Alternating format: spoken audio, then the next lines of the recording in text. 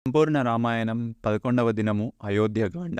రాముడు, సీతమ్మ, లక్ష్మణుడు రాచవీధులలో నడుచుకుంటూ దశరథ మహారాజు ఉన్నటువంటి కైకేయ మందిరానికి ప్రయాణమయ్యారు. వారు అలా వెళుతుంటే చూస్తున్నటువంటి ప్రజలందరూ కన్నీరు పెట్టారు.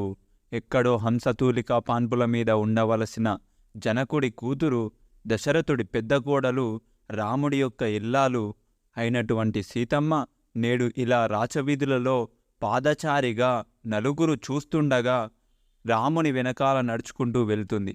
కాలమంటే ఇదే కదా. నిన్న రాత్రి పట్టాభిషేకం అనుకున్న రాముడికి నేడు అరణ్యవాసం చేయవలసిన పరిస్థితి ఏర్పడింది. అందరూ విశేషమైన గౌరవభావంతో చూడడానికి వచ్చారు. అలా వారు దశరథ మహారాజు ఉన్నటువంటి ప్రసాదానికి చేరుకున్నారు. రాముడు సీతాలక్ష్మణ సహితుడై వచ్చాడని మా తండ్రిగారికి నివేదించండి. నేను నా ప్రాసాదములోని సమస్త వస్తువులని దానం చేసేసి వచ్చాను. ఒక్కసారి వారి దర్శనం చేసుకుని నేను బయలుదేరదామని అనుకుంటున్నాను అని అక్కడే ఉన్నటువంటి సుమంత్రుడితో రాముడు చెప్పాడు. రాముడు చెప్పిన మాటలని సుమంత్రుడు దశరథుడికి చెప్పగా దశరథుడు ఇలా అన్నాడు: సుమంత్ర, రాముడిని దర్శనానికి లోపలికి పంపకు. రాముడి కంటే ముందు నా భార్యలందరినీ తీసుకొని కౌసల్యని ఇక్కడికి రమ్మను అని దశరథుడు అన్నాడు. అప్పుడు కౌసల్య, సుమిత్ర మరియు ఇతర భార్యలతో కలిసి ఆ ప్రాసాదములోకి వచ్చాక సుమంత్రుడిని పిలిచి రాముడిని లోపలికి తీసుకురమ్మన్నాడు దశరథుడు. లోపలికి వస్తున్న రామలక్ష్మణుల్ని చూసిన దశరథుడు పరుగెత్తుకుంటూ వాళ్ళ దగ్గరికి వెళ్ళబోయి మధ్యలోనే నేల మీద కళ్ళు తిరిగి పడిపోయాడు. తరువాత ఆయన తేరుకున్నాక రాముడు ఇలా అన్నాడు: తండ్రి, మీరు కోరినట్టు 14 సంవత్సరాలు అరణ్యవాసం చేయడానికి దండకారణ్యానికి బయలుదేరుతున్నాను. నాతో పాటుగా నన్ను అనుగమించి ఉండడానికి సీత కూడా బయలుదేరింది. నన్ను విడిచి ఉండలేక లక్ష్మణుడు కూడా నాతో వస్తున్నాడు. అందుకని మేము ముగ్గురం అరణ్యానికి బయలుదేరుతున్నాము. మీరు ఈ పృథివీకి ప్రభువులు, మాకు తండ్రి. అందుకని మాకు అనుమతిని కటాక్షించి దండకారణ్యానికి వెళ్ళడానికి అనుగ్రహించండి అని దశరథుడి పాదాలు పట్టుకొని వేడుకున్నాడు రాముడు. దశరథుడు రాముడిని పైకి లేపి, నన్ను కైక వంచించి నిగ్రహించి ఆ 2 వరాలు ఇవ్వకపోతే వీలులేదు అని సత్యమనే పాశంతో నన్ను కట్టేసింది. కాబట్టి నేను ఇప్పుడు ఏమీ చెయ్యలేని స్థితిలో ఉన్నాను. అందుకని నువ్వు నన్ను ఖైదు చేసేసి ఈ రాజ్యాన్ని తీసుకో. అలాగైనా నిన్ను రోజూ చూసుకోవచ్చు. నిన్ను చూడకుండా నేను ఉండలేను రామా అని అన్నాడు దశరథుడు. మీరు ఇలాంటి మాటలు మాట్లాడకూడదు, నేను వినకూడదు. కావున నన్ను ఆశీర్వదించండి. నేను అరణ్యాలకి వెళ్తాను అని రాముడన్నాడు. అప్పుడు దశరథుడు, సరే రామా, నువ్వు అలాగే వెళ్ళిపో. కాని ఈ ఒక్క రాత్రి ఇక్కడే ఉండు. నీకు కావలసిన కోరుకున్న భోగములన్నిటినీ అనుభవించు. నేను కౌసల్యతో ఈ రాత్రంతా నిన్ను చూస్తూనే గడుపుతాము అని అన్నాడు. అప్పుడు రాముడు, ఇవాళ రాత్రి నన్ను భోగములను అనుభవించమంటున్నారు. కాని 14 సంవత్సరాలు నేను అరణ్యవాసం చేయాలి కదా. అప్పుడు నాకు వీటిని ఎవరిస్తారు? 14 సంవత్సరాల అరణ్యవాసం ముందుండగా ఒక్క రాత్రి భోగాలు ఎందుకు? మీరు కైకమ్మకి ఏ మాట ఇచ్చారో ఆ మాట మీదే నిలబడి తొందరగా భరతుడికి పట్టాభిషేకం చేయించండి. నేను సంపాదించిన పుణ్యమేదన్నా ఉంటే దానిమీద ఒట్టుపెట్టి చెప్తున్నాను నాన్న. నేనేమీ ఆక్రోశంతో వెళ్ళడం లేదు. మీరు ఇచ్చిన మాట నిలబెట్టడం కోసం అవసరమైతే రాజ్యాన్ని, సీతని, సుఖాన్ని, స్వర్గాన్ని కూడా వదిలేస్తాను. నేను ఎవరికైతే పుట్టానో ఆ తండ్రి సత్యమునందు నిలబడాలి. ఆ తండ్రి సత్యమునందు నిలబడడంలో నా ప్రవర్తన వల్ల ఇబ్బంది పడకూడదు అన్నాడు శ్రీరాముడు. ఈ మాటలు విన్న దశరథుడు కైకేయ వంక చాలా అసహ్యంగా చూసి, చూడు, నీ వల్ల నాకు ఈనాడు ఎటువంటి పరిస్థితి వచ్చిందో అన్నట్టుగా వింతగా చూశాడు. కాని కైకేయ మాత్రం నువ్వు వాళ్ళని ఇక్కడి నుంచి తొందరగా పంపించెయ్యి అన్నట్టు సైగ చేసింది. ఇది గమనించిన సుమంత్రుడు ఆగ్రహంతో, ఛీ, దుష్టురాల, మహాపాపి, పర్వతములను ఎలా కదపలేమో అటువంటి ధీరుడు మహారాజు, సముద్రము ఏ విధంగా క్షోభింపబడదో అటువంటి గాంభీర్యము కలవాడు మహారాజు. అటువంటి మహారాజు నిన్న రాత్రి నుంచి ఏడుస్తున్నాడు. నిన్ను బతిమాలుతున్నాడు. ఎన్ని చేసినా నీ మనస్సు కరగలేదు. నిన్ను చూస్తుంటే నాకు ఒక విషయం గుర్తుకు వస్తుంది.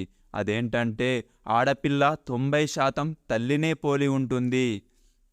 మరి నీకు నీ తల్లి పోలిక రాక ఇంకెవరి పోలిక వస్తుంది? నీ తల్లి గురించి మాకు తెలుసు. నీ తండ్రి గారికి సర్వప్రాణుల మనస్సులలోని విషయాలను, వాటి భాషని అర్థం చేసుకునే విద్య తెలుసు. కైకేయ మహారాజు ఒక్కసారి మీ తల్లితో కలిసి పడుకొని ఉండగా ఆ తల్పం పక్కన నుంచి ఒక చీమ వెళ్ళిపోతుంది. దాని పేరు జృంభ. ఆ చీమ వెళ్ళిపోతూ తన పక్కన ఉన్న మరో చీమతో ఏదో చెప్పింది.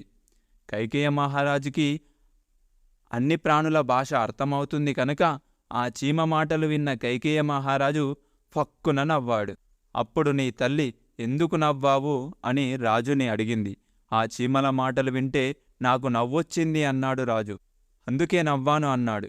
కాదు, ఆ చీమ నా మీద ఏదో పరిహాసమాడింది, అందుకే నువ్వు నవ్వావు. అసలు ఆ చీమ ఏమందో చెప్పు అనింది. నాకు ఆ విద్య నేర్పిన మహానుభావుడు ఒక నియమం పెట్టాడు. దాని ప్రకారం నేను నాకు అర్థమైన విషయాలని బయటకి చెబితే నా తల 1000 ముక్కలవుతుంది. అందుకని నేను నీకు చెప్పలేను అన్నాడు. అప్పుడావిడ, నీ తల 1000 ముక్కలైతే నాకు వచ్చిన నష్టమేమిటి? నువ్వు ఎందుకు పరిహాసంగా నవ్వావో నాకు చెప్పాల్సిందే అనింది. అప్పుడా కైకేయరాజు తనకి ఈ విద్య నేర్పిన మహానుభావుడి దగ్గరికి వెళ్ళి జరిగిందంతా చెప్పాడు. నిజం చెప్పి నా తల పోగొట్టుకోనా, చెప్పకుండా నా తలని కాపాడుకోనా అని అడిగాడు. నీ తల 1000 ముక్కలు అవుతుంది అని చెప్పినా కూడా ఆ విషయం చెప్పమంటుంది అంటే ఆవిడ ఎంత గొప్పదో నాకు అర్థమవుతుంది. ఆమె మళ్ళీ పట్టుబడితే నువ్వు ఆమెని వదిలేయ్ అన్నాడు ఆ మహానుభావుడు. అంత మంకుపట్టు పట్టిన స్త్రీ నీ తల్లి, అందుకని నీకు ఆవిడ పోలికే వచ్చింది అని అన్నాడు. అప్పుడు దశరథుడు, ఆ కైకేయకి ఎన్ని చెప్పినా ప్రయోజనముండదు సుమంత్రా. మీరు కొన్ని 100 రథాలని, చతురంగ బలాలని, ఏనుగుల్ని, గాయకుల్ని, నాట్య బృందాలని సిద్ధం చేయండి. రాముడు ఎక్కడ విడిది చేస్తే అక్కడ మధురాన్నం వండగలిగే వంటగాళ్ళని సిద్ధం చేయండి. 14 సంవత్సరాలు రాముడు హాయిగా గడిపి రావడానికి కావలసినటువంటి ధనరాశులని పంపండి. పట్టుచీరలు పంపండి. రాత్రి రాముడు విడిది చేయడానికి డేరాలు పంపండి. ఆయనని రక్షించడానికి సైన్యాన్ని పంపించండి. ఇవన్నీ రాముడు 14 సంవత్సరాలు ఎక్కడికి వెళితే అక్కడికి వెళ్ళాలి అని శాసనం చేస్తున్నాను అని అన్నాడు దశరథుడు. ఈ మాటలు విన్న కైకేయ ఇలా అనింది. పూర్వం నీ వంశంలో సగర చక్రవర్తి అసమంజసుడిని కట్టుబట్టలతో అడవులకి పంపించాడు. నువ్వేమో ఇవాళ రాముడి వెనకాల చతురంగ బలాలని పంపిస్తాను అంటున్నావు. నువ్వు సారమంతా తీసుకెళ్లి రాముడికి ఇచ్చేస్తే మిగిలిన ఆ పిప్పిని భరతుడికి ఇస్తున్నావా? అలా అయితే మాకు ఆ రాజ్యం అవసరం లేదు అని అనింది. అక్కడే ఉన్న సిద్ధార్థుడనే మంత్రి, అసమంజసుడు పిల్లలని సరయూ నదిలో తోసేసి వాళ్ళు మరణిస్తే వేడుక చేసుకునేవాడు. అప్పుడు ప్రజలందరూ ఈ విషయాన్ని సగరుడికి చెప్పగా తన కుమారుడు తప్పు చేస్తున్నాడని అరణ్యాలకు పంపించాడు. రాముడికి అసమంజసుడికి పోలిక ఏంటి? రాముడి ప్రవర్తనలో ఒక్క దోషం నువ్వు నాకు చెప్పు. అలా చెప్పగలిగితే నువ్వు కాదు, మేమే రాముడిని అరణ్యాలకి పంపించేస్తాము అని చెప్పాడు. కైకేయ అప్పుడు ఏమీ మాట్లాడలేకపోయింది. అప్పుడు దశరథుడు, ఈ కైకేయ రాముడిలో దోషం ఎంచగలదా? కైకా, నువ్వు నన్ను వరం అడిగినప్పుడు రాముడు అరణ్యాలకి వెళ్ళాలని అన్నావు, కానీ రాముడి వెనకాల ఎవరూ వెళ్ళకూడదు అని అడగలేదు. నేను నీకు అలా వరం ఇవ్వలేదు. అందుకని నువ్వు నాకు ఎదురు చెప్పకూడదు. కాబట్టి నేను శాసించినట్టు చతురంగ బలాలు రాముడి వెనకాల వెళతాయి అన్నాడు. ఈ మాటలు విన్న రాముడు, నేను తపస్వినై జీవించడానికి అరణ్యాలకి వెళ్తుంటే నా వెనకాల చతురంగ బలాలు, రథాలు, ఏనుగులు ఎందుకు? నాకు ఇవేమీ వద్దు. నాకు నారచీరలు పట్టుకొచ్చి ఇవ్వండి, వాటిని కట్టుకొని నేను వెళ్ళిపోతాను అన్నాడు. ఈ మాటలు వినగానే కైకేయ సంతోషించి గబాగబా లోపలికి వెళ్ళి 3 జతల నారచీరలు పట్టుకొని వచ్చి రాముడికి ఇచ్చింది. అప్పుడు రాముడు, లక్ష్మణుడు ఇద్దరూ లోపలికి వెళ్ళి మునులు ఎలా కట్టుకుంటారో అలా ఆ నారచీరలని కట్టుకొని వచ్చారు. అప్పుడా కైకేయ పక్కనే పట్టుచీర కట్టుకొని ఉన్న సీతమ్మ చేతిలో ఆ నారచీర పెట్టింది. ఇది చూసిన వశిష్ఠుడు, పాపివైన కైకేయ, నువ్వు శృతి తప్పుతున్నావు. ఊరుకున్న కొద్ది అవధి మించి ప్రవర్తిస్తున్నావు. ఇదే ముహూర్తానికి రాముడి ఆత్మ అయిన సీతమ్మకి నేను పట్టాభిషేకం చేస్తాను. రాముడు తిరిగి వచ్చే వరకు సీతమ్మ రాజ్యాన్ని ఏలుతుంది. ఎవరు అడ్డు చెప్తారో, ఎవరు నాతో ధర్మాన్ని వాదిస్తారో మీ ఇష్టం. సీతమ్మకి నారచీరలు ఇవ్వడానికి నీకున్న అధికారమేమిటి? నువ్వు రాముణ్ణి 14 సంవత్సరాలు అరణ్యాలకి వెళ్ళమని అడిగావు. దశరథుడు ఆ కోరికను అంగీకరించాడు. కాని రాముని వెనకాల సీతమ్మ పత్నీధర్మంతో వెళ్తుంది. అటువంటి సీతమ్మకి నారచీరలు ఇచ్చి నువ్వు ఘోరమైన దోషం చేశావు. నువ్వు ఆకాశానికి ఎగిరిపోయి అక్కడి నుంచి కింద పడిపో. భూమి మీద అడ్డంగా పడిపో. ఎగిరి గంతులు వేయి. కాని తన వంశమేమిటో, తన వంశంలో పుట్టిన రాజుల చరిత్ర ఏమిటో భరతుడికి క్షుణ్ణంగా తెలుసు. అందుకని భరతుడు రేపు రాజ్యాన్ని తీసుకోడు. అప్పుడు అప్రతిష్ట అంతా నీ మీదే పడుతుంది అని వశిష్ఠుడు అంటాడు. సీతమ్మ నారచీరలు కట్టుకుందామని వెళ్ళి ఆ నారచీరలను కట్టుకోవడం చేతగాక కన్నుల నీరు పెట్టుకొని నిలబడింది. అప్పుడు రాముడు సీతమ్మ వంటి మీద ఉన్న చీర మీదనే నారచీర ఎలా కట్టుకోవాలో కట్టి చూపించాడు. ఈ కైకేయ దురాగతాన్ని ఆపేవాడు ఎవరూ లేరా అని దశరథుడి 300 మంది భార్యలు గుండెలు బాదుకొని ఏడ్చారు. అప్పుడు దశరథుడు, కైకా, ఆమె జనకుని కూతురు, నాకు కోడలిగా వచ్చింది. సీతమ్మని అరణ్యాలకు పంపమని నేను నీకు ఎన్నడూ వరమివ్వలేదు. పతిని అనుగమించి ఆమె తన పాతివ్రత్యాన్ని చాటుకుంది అని తన కోశాధికారిని పిలిచి 14 సంవత్సరాల పాటు సీతమ్మ కట్టుకున్న చీర కట్టకుండా ఉండడానికి ఎన్ని చీరలు కావాలో అన్ని చీరలు తెప్పించాడు. అలాగే సీతమ్మ రోజూ పెట్టుకోవడానికి నగలు, రత్నములతో కూడిన ఆభరణములను తీసుకొచ్చి సీతకి ఇమ్మన్నాడు. రామా, సీతమ్మకి నారచీర కట్టమాకు, ఆమె పట్టుచీరతోనే వస్తుందని వశిష్ఠుడు అన్నాడు. తరువాత వాళ్ళు దశరథుడికి, కౌసల్యకి నమస్కారములు చేసి వెళ్ళిపోతుండగా రామా అని పిలిచి మళ్ళీ ఆ దశరథ మహారాజు మూర్ఛపోయాడు.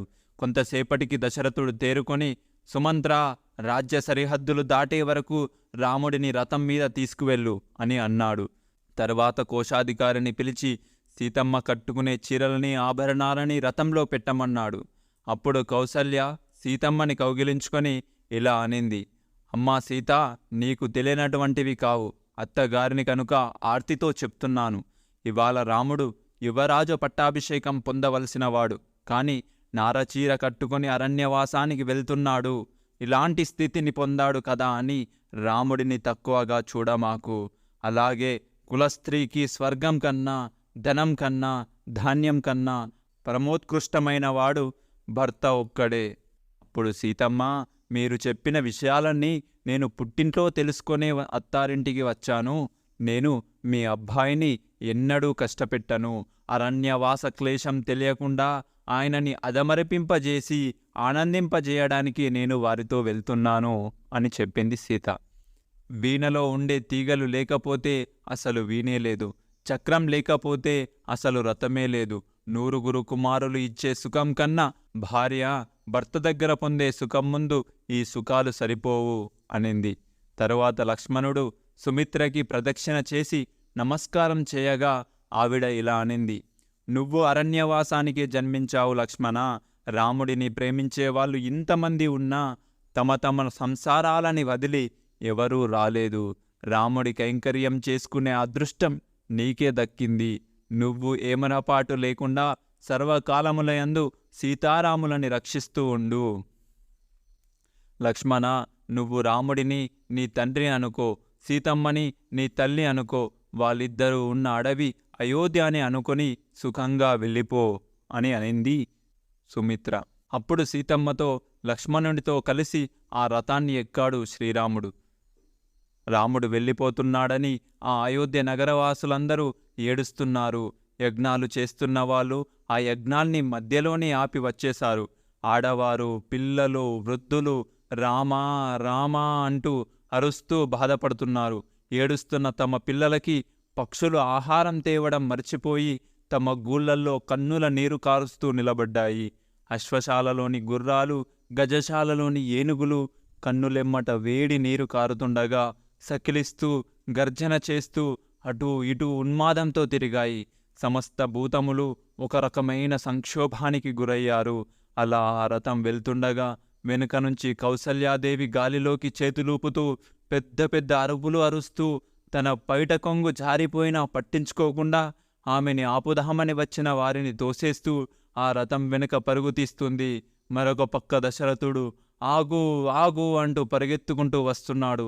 తన తల్లిదండ్రులను అలా చూడలేక రథం నడుపుతున్న సుమంత్రుని రాముడు తొందరగా నడపమన్నాడు. నేను చక్రవర్తిని ఆజ్ఞాపిస్తున్నాను, సుమంత్ర ఆపు, ఆ రథం నడపకు అన్నాడు దశరథుడు. రెండు చక్రాల మధ్యలో పడ్డ ప్రాణి పరిస్థితి ఎలా ఉంటుందో సుమంతుడి పరిస్థితి కూడా అలానే ఉంది. అప్పుడు రాముడు, సుమంత్ర, రేపు పొద్దున నువ్వు తిరిగొచ్చాక రథం ఎందుకు ఆపలేదని దశరథుడు అడిగితే నాకు చక్రాల సవ్వడిలో మీ మాటలు వినపడలేదని చెప్పు, కావున రథాన్ని కదుపు అన్నారు. అలా ఆ రథం ముందుకు సాగిపోయింది. మనమందరము రాముడి వెనకాలే వెళ్దాము, ఆయనతోనే ఉందాము, మనతో పాటు పిల్లలని వృద్ధులని మన ఆవులని తీసుకుని వెళ్దాము. మనమందరము వెళ్ళిపోయాక దశరథుడు కూడా వచ్చేస్తాడు, అలాగే ఆయన పత్నులు కూడా వస్తారు, తర్వాత చతురంగ బలాలు కూడా వస్తాయి. మనమందరము అడవులకి వెళితే అడవి అయోధ్య అవుతుంది. మనందరినీ చూసి బెదిరిన జంతువులు అయోధ్యకి వస్తాయి. అప్పుడు కైకమ్మ తన కుమారుడితో ఈ క్రూర మృగాలని పరిపాలించుకుంటుంది అని అందరూ రాముడి వెంట బయలుదేరారు. కానీ రాముడి రథం యొక్క వేగాన్ని అందుకోలేక చాలామంది వెనుదిరిగారు. తన వెనుక వృద్ధులైన బ్రాహ్మణులు పరుగులు తీస్తూ వస్తున్నారని తెలుసుకుని రాముడు ఆ రథం నుండి దిగి వాళ్లతో పాటు నడవడం ప్రారంభించాడు. అలా అందరూ వెళుతూ వెళుతూ తమసా నదీ తీరానికి చేరుకున్నారు. ఆ రాత్రి అక్కడే గడిపారు. అందరూ అంత దూరం నడిచి రావడం వల్ల అదమరిచి నిద్రపోయారు. రాముడు వెళ్ళిన తరువాత స్పృహ కోల్పోయిన దశరథుడు మెల్లగా తేరుకున్నాడు. సేవకులని పిలిచి తనని కౌసల్య మందిరానికి తీసుకెళ్లమన్నాడు. సకల గుణములు కలిగిన కౌసల్య ఉండగా కామమోహంతో కైకేయని తెచ్చుకున్నాను, ఇవాళ ఆ ఫలితాన్ని అనుభవిస్తున్నాను అని ఏడ్చేసరికి ఆయన కన్నులు కనపడడం మానేశాయి. అప్పుడు ఆయన కౌసల్యతో ఇలా అన్నాడు, ఇక నేను ఎంతోసేపు బతకను, నేను చనిపోయే లోపల రాముడు ఎలాగూ నన్ను పట్టుకోలేడు, రాముడితో పాటే నా చూపు వెళ్ళిపోయింది. అందుకని రాముడి తల్లివైన నువ్వు ఒక్కసారి ముట్టుకో, నువ్వు ముట్టుకుంటే రాముడు ముట్టుకున్నట్టు ఉంటుందేమో, ఒక్కసారి నన్ను ముట్టుకోవా కౌసల్య అన్నాడు దశరథుడు. అవునులే, కన్న కొడుకుని అరణ్యాలకి పంపించావు, ఇవాళ నన్ను ఇలాంటి దౌర్భాగ్య స్థితిలో పడేశావు, నీ వల్ల దేశమంతా బాధపడుతుంది, ఇప్పటికైనా నీకు సంతోషంగా ఉందా రాజా అని కౌసల్య అనింది. అప్పుడు దశరథుడు, పడిపోయిన గుర్రాన్ని ఎందుకు పొడుస్తావు కౌసల్య, నీ దగ్గర ఉపశాంతి పొందుదామని వచ్చాను, నువ్వు కూడా ఇంత మాట అన్నావా కౌసల్య అని మళ్ళీ మూర్ఛపోయాడు. అటుపక్క తెల్లవారుతుండగా రాముడు సుమంత్రుడిని పిలిచి, వీళ్ళందరూ వృద్ధులైన బ్రాహ్మణులు, నా మీద ఉన్న ప్రేమతో నా వెనకాల వచ్చారు, వీళ్ళు నాతో 14 సంవత్సరాలు వస్తే బాధపడతారు, అందుచేత నేను కనపడకపోతే వీళ్ళు వెనక్కి వెళ్ళిపోతారు, తెల్లవారుజామున అందరూ గాఢనిద్రలో ఉండగానే మనం వెళ్ళిపోవాలి, కానీ వీళ్ళు వెనక్కి వెళ్లకుండా రాముడు ఎటు వెళ్ళాడో గుర్తుపడదామని రథచక్రాల వెనుక వస్తారు, అందుకని రథాన్ని ముందు ఉత్తర దిక్కుకి పోనివ్వు, ఉత్తర దిక్కున అయోధ్య ఉంది, అలా కొంత దూరం పోనిచ్చాక రథాన్ని వెనక్కి తిప్పి గడ్డి మీద పొదల మీద నుంచి పోనిచ్చి తమసా నదిని దాటించు, అప్పుడు వాళ్ళకి ఆ రథచక్రాల గుర్తులు కనపడకపోయేసరికి వాళ్ళందరూ అయోధ్యకి వెళ్తారు అన్నాడు. అలా తెల్లవారగానే నిశ్శబ్దంగా ఉత్తర దిక్కుకి రథాన్ని పోనిచ్చి మళ్ళీ అదే గాడిలో వెనక్కి వచ్చి తమసా నదిని దాటి ఆవలివడ్డికి చేరుకున్నారు. తెల్లవారగానే బ్రాహ్మణులందరూ నిద్రలేచి ఏడీ రాముడు, ఏడీ రాముడు అని రాముడి రథచక్రాల గాడిని బట్టి వెళ్దామని అందరూ బయలుదేరారు. కొంత దూరం వెళ్ళాగా రథచక్రాలు ఆగిపోయాయి. ఇక చేసేదేమీ లేక బాధపడుతూ అయోధ్యకి వెళ్లారు. రాముడు వెళ్ళిపోయాడని ఆ అయోధ్యా పట్టణంలో అన్నం వండుకున్నవాడు ఒక్కడు కూడా లేడు. ఏ ఇంటి ముందు కూడా కల్లాపి జల్లలేదు, ఎవ్వరూ ముగ్గు పెట్టలేదు. ఆ రాజ్యంలోని ఏ ఒక్క ప్రాణి కూడా ఆనందంగా లేదు. ఆ రాజ్యంలో సంతోషంగా ఉన్న ఏకైక ప్రాణి అంటే కైకేయ మాత్రమే. రాముడు ఆ తమసా నదిని దాటాక ఒక్కొక్క రోజు వేదాశ్రుతి, గోమతి మొదలైన నగరాలను దాటి కోసల రాజ్య సరిహద్దుకి చేరుకున్నారు. అక్కడికి వచ్చాక ఆ అయోధ్య నగరానికి రథం దిగి ఒకసారి నమస్కారం చేసి ఇలా అన్నాడు: ఓ అయోధ్య, పూర్వం మా కాకుస్తా వంశంలోని ఎందరో రాజులు నిన్ను పరిపాలించారు. ఇటువంటి అయోధ్య నగరాన్ని విడిచి ధర్మానికి కట్టుబడి 14 సంవత్సరాలు అరణ్యాలకి వెళ్తున్నాను. తిరిగి నేను ఈ అయోధ్య నగరంలో ప్రవేశించి మా తల్లిదండ్రుల పాదములకు నమస్కరించే అదృష్టాన్ని నాకు ప్రసాదించు అని వేడుకున్నాడు. తరువాత వాళ్ళు ఆ కోసలా దేశ సరిహద్దుల్ని దాటి గంగానదీ తీరానికి చేరుకున్నారు. అక్కడ ఒక ఇంగుది అనగా గారవృక్షం యొక్క నీడలో అందరూ కూర్చున్నారు. రాముడు అక్కడికి వచ్చాడని తెలుసుకొని ఆ ప్రాంతంలో శృంగబేరపురము అనే ప్రాంతంలో ఆ ప్రాంతానికి నిషాదుడైనటువంటి గుహుడు అధిపతి. రాముడికి ఆత్మతో సమానమైనటువంటి స్నేహితుడు గుహుడు. ఆ గుహుడు పరుగు పరుగున వచ్చి రాముడిని గట్టిగా కౌగిలించుకొని ఇలా అన్నాడు: రామా, ఇది కూడా నీ రాజ్యమే, ఇది కూడా నీ అయోధ్య అని అనుకో. నీకోసమని రకరకాల పదార్థాలు, అన్నరాసులు తీసుకొచ్చాను, తీసుకో రామా అన్నాడు. అప్పుడు రాముడు: గుహ, మా అమ్మకి ఇచ్చిన మాట ప్రకారం నేను ఇవన్నీ తినకూడదు, కానీ నువ్వు నా కోసం పరిగెత్తుకుంటూ వచ్చి ప్రేమతో ఈ రాజ్యం కూడా అయోధ్య అన్నావు కదా, అప్పుడే నా కడుపు నిండిపోయింది. మా నాన్నగారికి ఈ గుర్రాలంటే చాలా ప్రీతి. అవి మమ్మల్ని ఇంత దూరం తీసుకొచ్చి అలసిపోయాయి. వాటికి కావలసిన గడ్డి మొదలైనవి ఇవ్వు అన్నాడు. ఆ రోజున గుర్రాలు సేద తీరాక ఆ ఇంగుది వృక్షం కింద సీతారాములు పడుకున్నారు. అప్పుడు గుహుడు లక్ష్మణుడిని కూడా పడుకోమనగా లక్ష్మణుడు ఇలా అన్నాడు: నాకు నిద్ర వస్తుందని ఎలా అనుకున్నావు? రాముడు నేల మీద పడుకొని ఉండగా నా జీవితానికి ఇక సుఖం లేదు. దేవతలు, రాక్షసులు కలిసి యుద్ధానికి వస్తే వాళ్ళని నిగ్రహించగల మునగాడు మా అన్నగారు. అలాంటి మా అన్నయ్య సీతమ్మతో కలిసి ఇలా పడుకొని ఉంటే నేనెలా పడుకోగలను అన్నాడు లక్ష్మణుడు. మరునాడు ఉదయం గుహుడు తీసుకొచ్చిన పడవ ఎక్కి సీతారామ లక్ష్మణులు గంగని దాటడానికి సిద్ధపడుతున్నారు. అప్పుడు సుమంత్రుడు రాముడిని పిలిచి నేను ఏమి చెయ్యను అని అడగగా రాముడు ఇలా అన్నాడు: నువ్వు తిరిగి అయోధ్యకి వెళ్ళి మా తండ్రి గారికి, 3 తల్లులకి నా నమస్కారములు చెప్పు. కౌసల్యని సర్వకాలములయందు దశరథుణ్ణి సేవించమని చెప్పు. భరతుడిని కుశలమడిగానని చెప్పు. వృద్ధుడైన చక్రవర్తిని ఏ ఒక్క కారణం చేత బాధ పెట్టవద్దని చెప్పు. తండ్రి మనస్సుకి అనుగుణంగా పరిపాలించమని చెప్పు అన్నాడు. అప్పుడు సుమంత్రుడు: రామా, నేను మీతో వస్తాను, మీ సేవ చేసుకుంటాను. ఏ రథం మీద మిమ్మల్ని అరణ్యాలకి తీసుకువచ్చానో ఆ రథం మీదే మిమ్మల్ని 14 సంవత్సరాల తరువాత అయోధ్యకి తీసుకువెళ్తాను అన్నాడు. నువ్వు నాతో వచ్చేస్తే కైకమ్మకి అనుమానం వస్తుంది. రాముడు అరణ్యవాసం చెయ్యకుండా రథం మీద తిరుగుతున్నాడనుకుంటుంది. అందుకని నువ్వు ఖాళీ రథంతో వెనక్కి వెళ్ళి రాముడు గంగని దాటి అరణ్యాలకి వెళ్ళాడని చెప్పాలి. అప్పుడు ఆమె సంతోషిస్తుంది. అందుకని నువ్వు బయలుదేరాలి అన్నాడు. వెంటనే సుమంత్రుడు అయోధ్యకి బయలుదేరాడు. అప్పుడు రాముడు గుహుడిని పిలిచి, గుహ, ఇక నుంచి నేను ఒక తపస్వి ఎలా బతుకుతాడో అలా బతకాలి.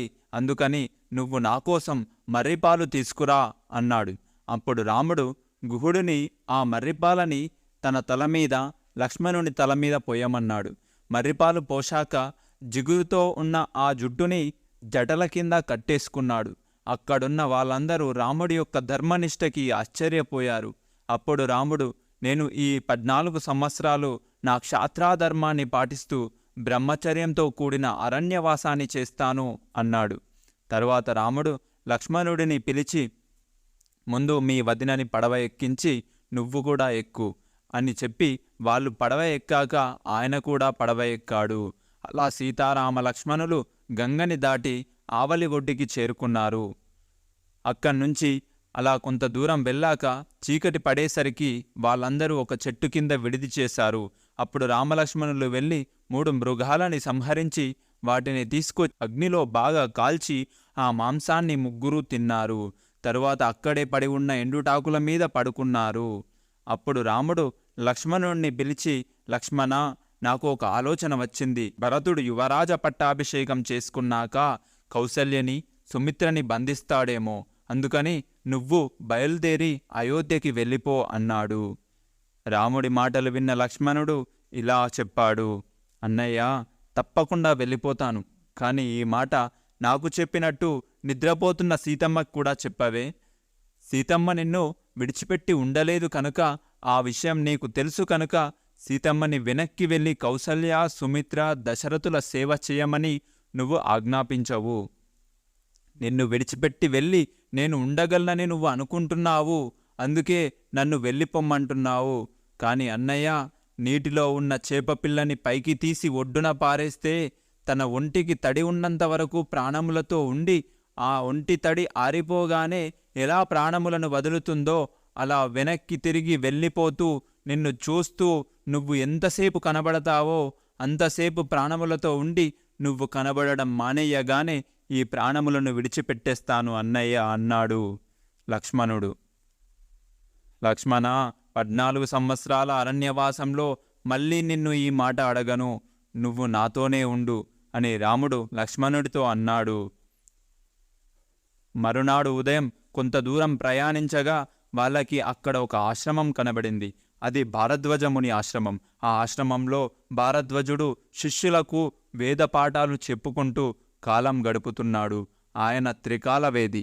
రాముడు ఆశ్రమంలోనికి ప్రవేశించి తనని తాను పరిచయం చేసుకొని తరువాత తన పత్నిని, తన సోదరుడిని పరిచయం చేసి భారద్వాజునికి నమస్కారం చేసి కుశల ప్రశ్నలు అడిగాడు. ఆ రాత్రి ఆశ్రమంలో గడిపాక మరునాడు ఉదయం భారద్వాజుడు రాముడిని 14 సంవత్సరాల అరణ్యవాసాన్ని తన ఆశ్రమంలోనే గడపమన్నాడు. కాని అప్పుడు రాముడు, మీ ఆశ్రమం మా రాజ్యానికి దగ్గరలో ఉంది. తాను ఇక్కడే ఉంటే జానపదులు తనని చూడడానికి తరచూ వస్తుంటారు. నేను రాజ్యానికి దగ్గరలోనే ఉండిపోయానని కైకమ్మకి ఇబ్బందిగా ఉంటుంది. అందుకని నిర్జనమై ఎవ్వరూ లేని చోటికి వెళ్ళిపోతాను. కావున క్రూర మృగముల వల్ల, రాక్షసుల వల్ల ప్రమాదం లేనటువంటి ఒక యోగ్యమైన ప్రదేశాన్ని మీరు నిర్ణయిస్తే మేము అక్కడ పర్ణశాల నిర్మించుకుంటాము అన్నాడు రాముడు. భారద్వాజుడు ఇలా అన్నాడు, ఇక్కడి నుంచి బయలుదేరి యమునా నదిని దాటండి. యమునా నది దాటాక కొంచెం ముందుకు వెళ్తే మీకు ఒక గొప్ప మర్రి చెట్టు కనబడుతుంది. ఆ చెట్టుకి ఒకసారి నమస్కారం చేసి ముందుకు వెళితే నీలము అనే వనం కనబడుతుంది. ఆ వనంలో మోదుగ చెట్లు, రేగు చెట్లు ఎక్కువగా ఉంటాయి. అలా ఇంకొంచెం ముందుకు వెళితే ఎక్కడ చూసినా నీళ్లు, చెట్లు కనబడతాయి. అక్కడి నుండి చూస్తే చిత్రకూట పర్వత శిఖరాలు కనబడతాయి. మీరందరూ ఆ చిత్రకూట పర్వతాల్ని చేరుకోండి.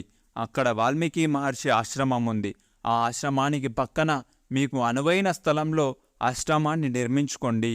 ఆ ప్రదేశంలో ఏనుగులు, కొండముచ్చులు, కోతులు, బంగారు చుక్కలు గల జింకలు తిరుగుతూ ఉంటాయి.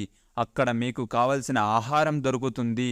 స్వచ్ఛమైన జలాలు ప్రవహిస్తూ ఉంటాయి. ఆ అరణ్యాలకి నేను చాలాసార్లు వెళ్ళాను. అక్కడ కార్చిచ్చు అంటుకోదు. కాబట్టి మీరు అక్కడ పర్ణశాల నిర్మించుకోండి అని అన్నాడు. భారద్వాజుడు చెప్పిన ప్రకారము పర్ణశాల నిర్మించుకోవడానికి సీతారామ లక్ష్మణులు ఆయనకి నమస్కారం చేసి బయలుదేరి చిత్రకూట పర్వతాన్ని చేరుకున్నారు. లక్ష్మణుడు చక్కని పర్ణశాలను నిర్మించాడు. ఆ పర్ణశాలలో వాస్తుహోమం చేసి గృహప్రవేశం చేశారు.